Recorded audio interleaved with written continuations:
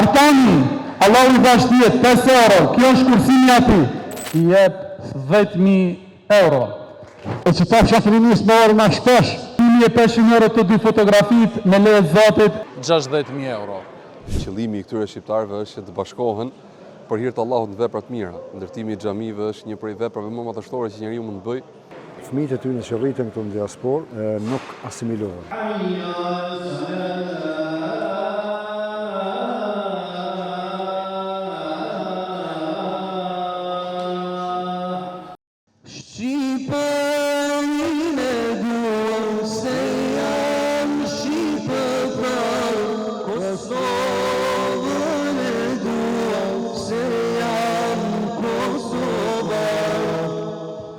Sot jemi mbledhur për festën e erës së 28 nëntorit, gjithashtu edhe tribunë fetare, festive, por mi grumbulluan 1.1 milion shka na kametën hapur vazhdimisht për qendrën islame shqiptare këtu në Freiburg. Freiburg rrethin edhe jashtë kufijnë se kena ofër edhe Francën, Zvicër, janë gjithë shqiptar ose përgjithsisht musliman, edhe komësi tjera, shtete tjera, ku shko qef me po shka është në festa 28 nëntorit, po edhe ato që kanë vullnetin me kontribu vazhdimisht për shtëpinë e Zotit.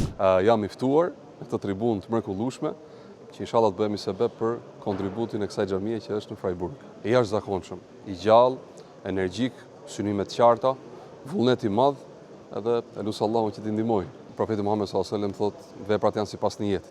Dhe qëllimi i këtyre shqiptarëve është që të bashkohen për hir të Allahut në vepra të mira. Ndërtimi i xhamive është një prej veprave më madhështore që njeriu mund të bëjë për hir të Zotit. Përmend Resulullah s.a.s. ai që ndërton një xhami, Allahu i ndërton atij një shtëpi në xhenet. E këto pasaj bëhen ndihmesa të mëdha edhe për bashkimin e zemrave. Dhe që shqiptarët qëndrojnë bashkë, të bëjnë projekte të përbashkëta, të çojnë përpara synimet të përbashkëta, gjë që i bën ata dhe më të fortë, besoj, padyshim. Qendra Vizion është vendi ku mësohet feja, edukohen fëmijët dhe ku ruhet besimi ynë, vlerat morale, tradita dhe gjuha jonë shqipe. Zbritjen e një prej ajeteve më madhështore kuranore, që ta arrini mirësinë reale, vetëm se atëherë kur ju jepni prej asaj që doni më shumti. Bekri Sopaj me familjen e vetë, 5.000 euro, Allahu Akbar! Haxhi Urim Hoxhaj, xhamin Vizion në Freiburg të Gjermanisë, i jep 10.000 euro. Të mbeten shqiptar dhe të flasin, të shkruajnë dhe të lexojnë shqip, sepse kështu ka dhënë Allahu që ata të jenë shqiptar.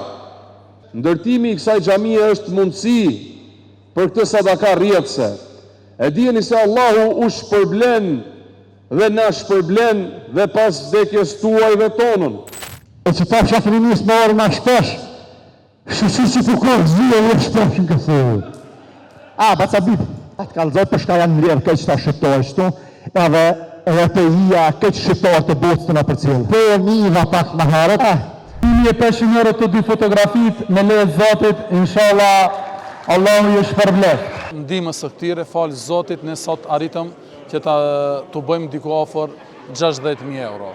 Ndihmë kjo e cila do të arrijë që sa më shpejt kjo qendër të blihet e tëra dhe të jetë në shërbim të popullatës. Por duhet kemi parasysh gjithmonë duke parë atë se tani është gjenerata e tretë në Evropë dhe xhamia është e patjetërsueshme. Ma nuk mendohet se kjo gjenerat duhet kthehet në vetëlindje, këtu janë rrit, janë shkollu, duhet mendojmë që këtire të blehet një vend ku do t'jetë vend takim. Se këtu në xhamit në mërgim nuk e luajnë njëjtin rol se që luajnë në vendlindje, e cila ka qëllim vetëm adhurimi. Këtu është edhe vend takim, është institucion në vetë. Unë gjithmonë e kam thënë në për tubime tjera, këtu xhamia në mërgim luajnë rolin njëjtë sikur se xhami Skuba në kohën e pejgamberit alayhis salatu wassalam. Pra është institucion në vetë, është shkollë, është universitet, është fakultet, është kuvent, është gjithçka. Jashtë asaj që krinë obligimet ndaj Allahu xhaleshanu. Prandaj është patjetërsueshme që shqiptarët të kenë xhamitë e veta. Jo më të jenë me qera, jo më të paguajnë çdo, po të kenë pronat e veta. Dhe dita ditës shohim se vetëm shtohen dhe lutim Zotin që këto të shtohen sa më shumë. Alhamdulillah që kohët fundit organizojnë shumë edhe shpesh, edhe me mesazhe dhe me qëllime me një jetë shumë të mira. Për shembull sikur kjo sonte që ka për mbledhjen grumbullimin e parë për xhami, Allah është problem gjithë se cili sa ka thonë, për le që po bashkohen.